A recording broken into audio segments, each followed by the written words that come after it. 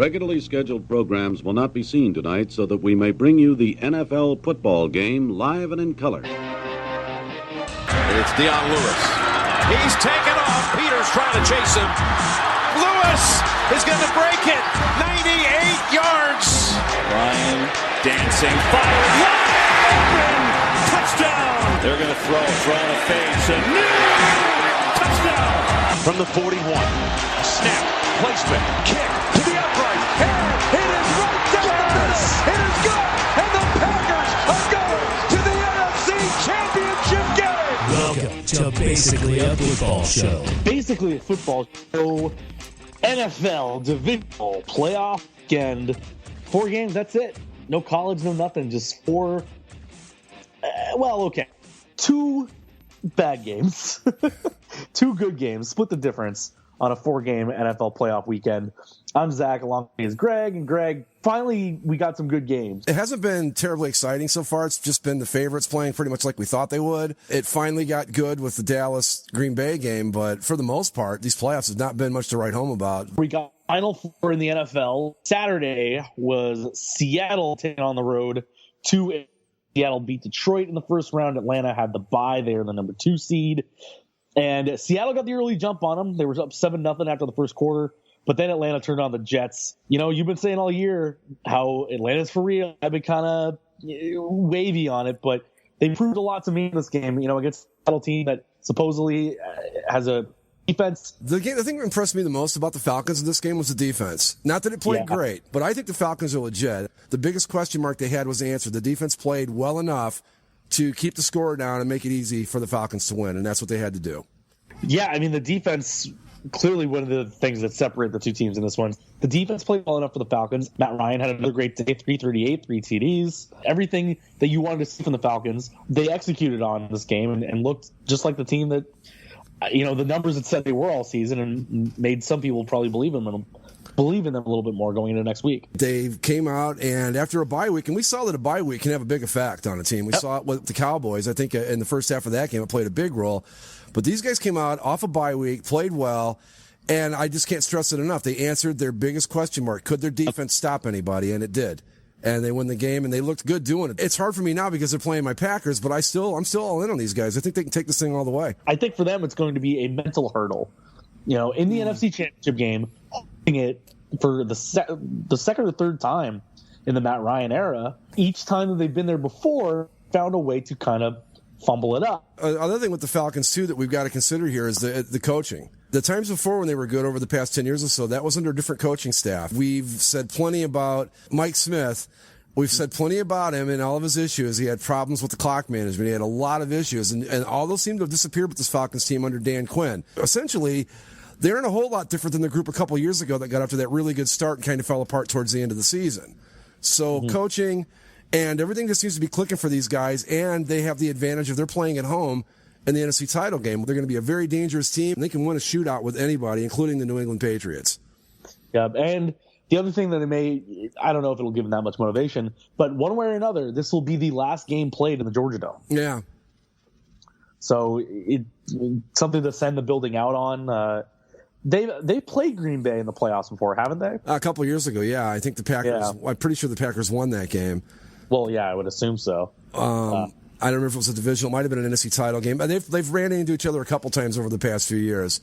But I think the difference. Atlanta's only been to the Super Bowl once before, right? Yeah, they went lost to the Broncos in '97, I think it was. But again, the difference with this Falcons group to those is that I think this team is better coached, and because they had chances all season long, as much as I was in on them, we both kept waiting for it. When are they going to become the Falcons? When are they going to fall apart and start playing like we think they're capable of? And they never did. They kept it together the whole season, and now here they are in the NFC title game. And a very winnable game, too, I believe. And it's not only that they were necessarily taking advantage of a weak division, which they did still, but they beat the teams out of their conference. And really, when they played Seattle the first time in Seattle, that was a coin flip type game that came down to a missed pass interference call at the end of it. And for that to be a coin flip on the road, but a 16-point victory at home in the playoffs, I think that says a lot about what this Atlanta team is. They've been consistent, that they are a strong team. I'm willing to buy into them. Finally. Finally. It took a trip to the NFC title game, but you're finally in on the Falcons. Okay.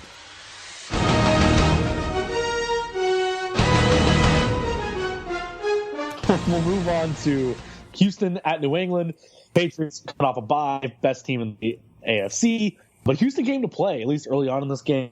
The problem that Houston had and that we all thought they were going to have going into the game, there was some ability to maybe put a scare into the Patriots with that defense, but Titans' offense just not nearly enough. This illustrated just how important a quarterback is to a team, because I think if they had even a guy, I would even go as far as like an Alex Smith, Ryan Tannehill type, even a guy at that level would make them at least 50% better on offense. Brock Osweiler is just, there's no other way to put it. He's just not good.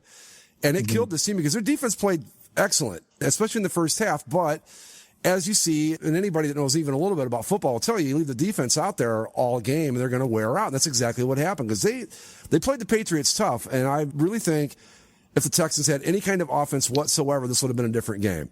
If anything, it did show the other teams that are still left in the playoffs that you can beat the Patriots. It's not the insurmountable task. It seemed like it might be when this whole thing started. So there's some hope to be taken away from that, but this all came down to the fact the Texans can't score any points, and the Patriots just wore them out. The Texans did a great job on defense, but again, if you leave them out there the whole game, they can't win it by themselves. The Patriots winning puts them in their 6th straight conference championship game, the longest streak of all time, breaking Oakland, who had 5 in a row at one point.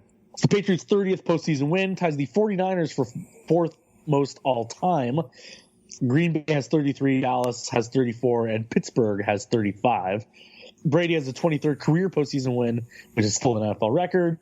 Bill Belichick, 24th career postseason win, most by a head coach in NFL history, by 4 over Tom Landry. And Robert Kraft, 26th postseason win, is 3rd most by an owner. They'll be moving on. They'll be hosting the Steelers in the next round. And really, we've talked about it for a while that maybe the Steelers aren't the team that they wanted to see. If you are a Patriots hater, or if you want to see somebody besides the Patriots make the Super Bowl, having the Steelers make the AFC Championship game was probably your best bet. I think they're the one team in the AFC that can hang with these guys in a shootout. And Pittsburgh's defense wasn't great to start the season, but it's picked up and it's played better. But these are things that you're hoping for if you don't want the Patriots to win. None of that means that the Patriots are going to lose or that you still wouldn't favor them. This is just the best possible scenario, and what's still probably going to be New England's 8th trip to the Super Bowl if they make it this time. Mm-hmm. I mean, they've done it so many times you've lost track at this point. You don't even remember. You know they've won 4, and they've been to a bunch more. Setting aside any biases you might have, if you're just a fan of great streaks in sports history, this one is just something to marvel at.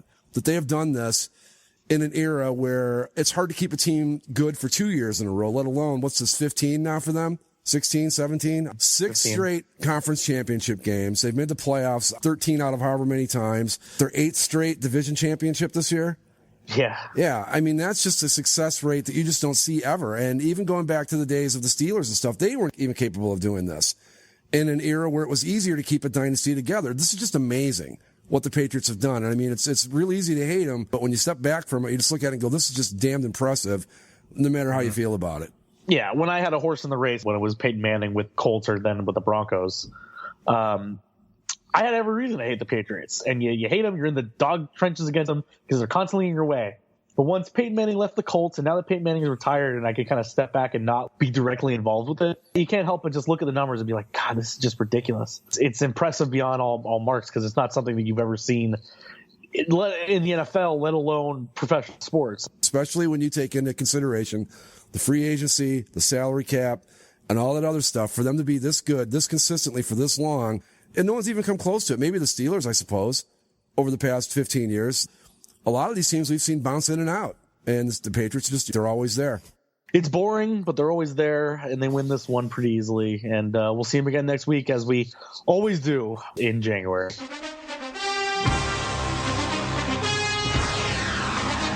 We move to Arlington, Texas, the Jerry Dome, Packers and Cowboys.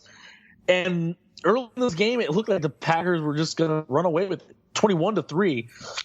Midway through the second quarter, and it just seemed like this game was going to be over. It looked like it was going to be a dud.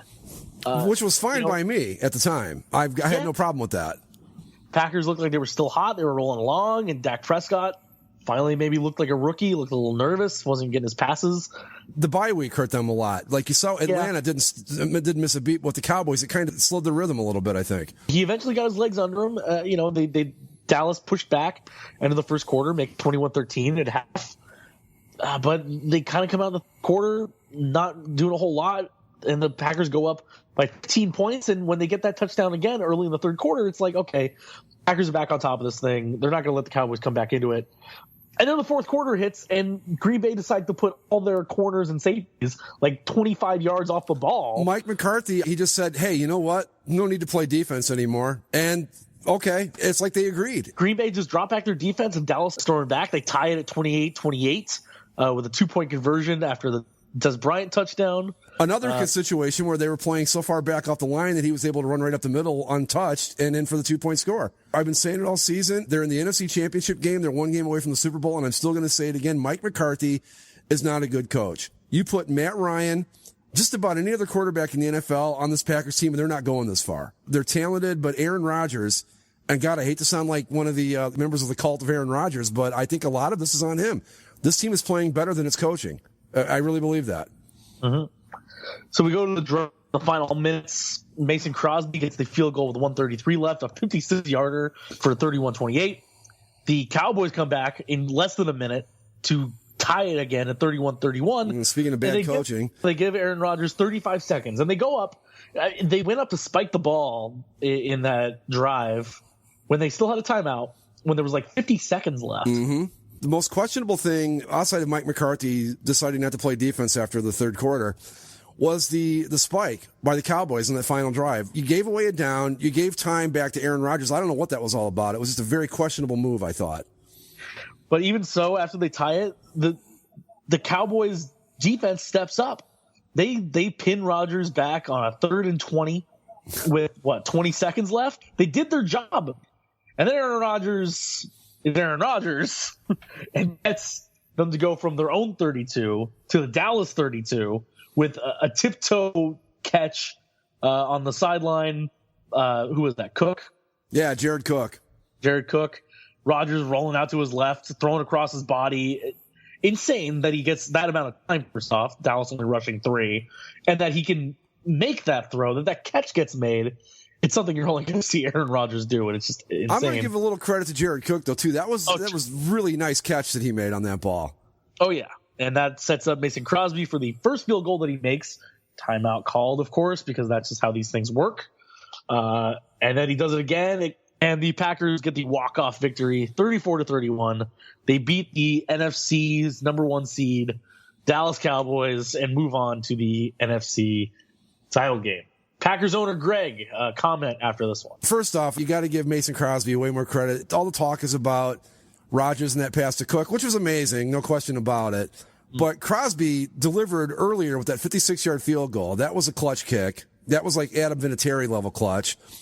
And then he has to hit it twice to win the game. This was a great football game, just everything you could have wanted. And it's kind of a shame for the Cowboys who had such a great season to see it end like this. This is just amazing that the Packers have continued to put up this run, and this is exactly what you didn't. If you're any of the other teams in the NFC, the thing that you fear when you go into the playoffs is a hot team like this. Green Bay's on fire. This Packers run has been amazing. I mean, how many times did I say in the middle of the season they were done, they weren't good, they needed to blow it all up and rebuild it all again, and it's just been an amazing thing to watch. But to win 10 in a row in the NFL, that's really, really hard to do. They don't have an easy path in front of them. This Falcons team, I'm not backing down on them at all. I still think they're a very good team. I think the key unit in this game is going to be the Atlanta defense. Yep. If the Atlanta defense can pressure Rodgers and not just let him run around and have all that free time. Well, you saw with the Cowboys, and it was effective for a while. They would rush 3, and he had all day to throw. Then they start blitzing, and that's effective for a little bit. They got to him, they got some pressure on him, but all of a sudden he starts hitting these 12 and 15-yard quick outs, and they move down the field and they score again off the blitzing. That's how they did it in the third quarter.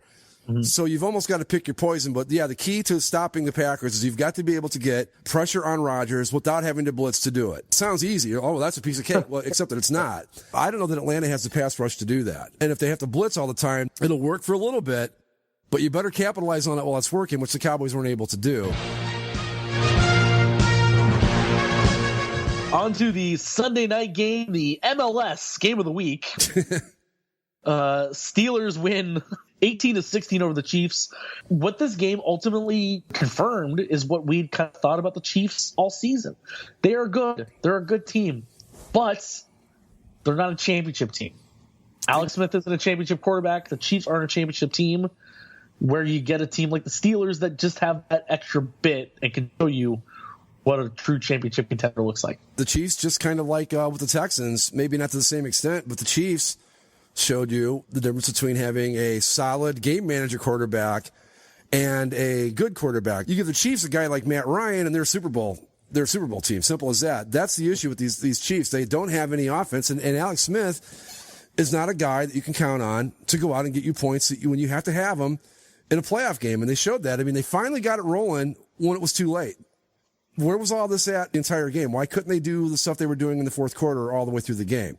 And the Steelers, Mike Tomlin's a great coach. They've got a great team. They did just enough to win this game and move on to the next round.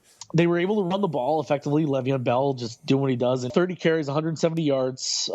Defense was good against the Kansas City team that has been able to put up points, but I think the Steelers kind of dominated the game overall. You look at the total yards, 389 to 227. I liked what I saw from the Steelers. I don't know if I saw enough from them to ultimately pick them against New England when it comes down to it, though. No, I agree with you there. What you've got here is you've got the best case scenario for trying to knock off the Patriots. Not saying that they can, though, but they're the team that's most capable of it. With the Chiefs, it was the same thing we've been saying about them all season. They just don't have enough offense. I think the defense is really good. They've got good special teams, but they've got to be able to score points. And you can't, under any circumstances, if you're a 12-4 team, a number 2 seed in the AFC, lose a home game without giving up a touchdown. That just says a whole lot about your offense. And that's where the problem is. Somebody brought it up. I don't remember. I listen to so many football shows between Sirius XM and the podcast and all that. But do you think this has to be it for Alex Smith? I think he's pretty much proven that this is as far as they're going to go with him. Oh, yeah. It's not the end of him as an NFL quarterback or anything. He's a good quarterback. He's just not great. He's not enough to break up the Big Ben, Brady, Manning cabal that has been on the AFC. When we talked about, the 13 of the 14 that have gone to the Super Bowl have been one of those three. The one that wasn't was Joe Flacco. The one thing Flacco could do that Alex Smith can't, Flacco can occasionally break the game. Alex Smith just doesn't have that. Just look at this game in particular. Switch Ben Roethlisberger and Alex Smith. Who wins this game? The Chiefs do. Yeah, absolutely. I think so too. The old saying used to be that defense wins championships, and that's probably still true to a degree. But in the modern day NFL quarterbacks, you've got to have a guy that can break a game wide open, and that's why we've had the situation in the AFC. That's why Aaron Rodgers is always in every conversation. If Ezekiel Elliott's great and Dak Prescott isn't, the Cowboys are 7-9 this year. And no matter how good Elliott was, you had to have a guy that could play quarterback too. It's such a huge, huge position, more so than it's ever been. I think the Chiefs are like a lot of these teams that kind of hit that middle road where it's, well, we're good enough and we just got to get to the playoffs and hope things break our way. And I think that's legitimately what the Chiefs think. Chiefs team had won. Are they going to go in New England and beat the Patriots? No. And not only that, but you shouldn't have been in a position at home in the playoffs where you had to worry about a holding call on a 2-minute conversion or 2-point conversion with that little time left in the game. Right. That's the point. The Chiefs are in a very similar situation I think the Cardinals are in, where it's, okay, maybe you don't get rid of Alex Smith, but you've got to start looking for his replacement, and right now. You've got to find somebody that can step in there and get the job done for you, because he's not going to do it. He's fine, good game manager the whole bit, not going to win you a Super Bowl. It's as simple as that. Something that they brought up during the broadcast was that the Chiefs have always been a pretty good franchise, in the entirety of their existence, but they've made the Super Bowl twice, and that was the first 2 years. Lost the first one, won the fourth one, and they haven't been back since. Yeah. Their biggest claim to fame is that they were the team that after the Jets beat the Colts in Super Bowl III, the Chiefs came out and walloped the Vikings and said, okay, yes, the AFL is legitimate, and then they merged right after that.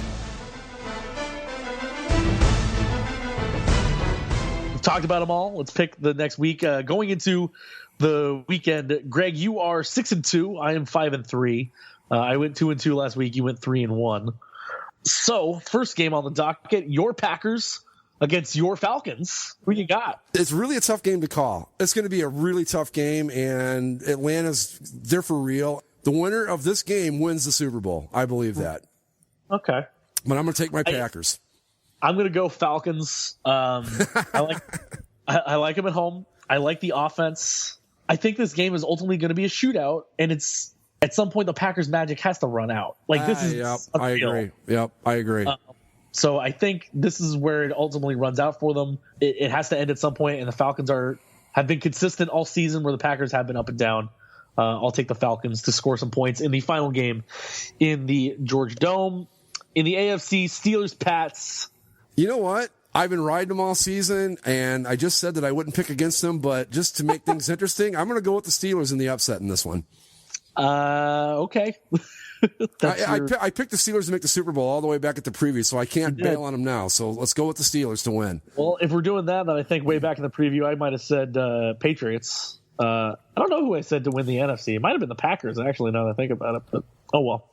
Well, just one more thing on that Packers-Falcons game, too. This is one of those years where you've got what could be a marquee ratings matchup where you've got, the America's Green Bay Packers against the New England Patriots or America's Pittsburgh Steelers. And it's inevitably one of those years where you have that matchup that everybody in the networks and the ratings people would all love, and somebody's going to screw it up, and that's going to be the Falcons. You've got America's matchup with the Packers and Steelers. I have the worst possible scenario, I guess, is what you could call it for Falcons Patriots in terms of network people. But I don't really care. I think Falcons Patriots would be a great game too. I do too. I think the Falcons would win it. It'd be a great one. So I got Falcons and Patriots. You've got Packers and Steelers. You've got the legacy teams with the legacy uniforms. I've got the up and comers with the the fancy panels. Well, see, the old guy picks the old teams, the young guy picks the young teams. There you go. Yeah, we're no stereotyping here. Not at all. But that's about it. Anything else before we go? Just go Pack. I want my shareholder Super Bowl ring. Go teams I picked because I like being right. I would say go Steelers, but that just doesn't even feel right. No, I wouldn't think so. For Greg, I'm Zach. This has been basically a football show. Follow us on all of our various platforms. Enjoy the conference championship weekend of football. Only 3 weeks left. Enjoy the games while you got them.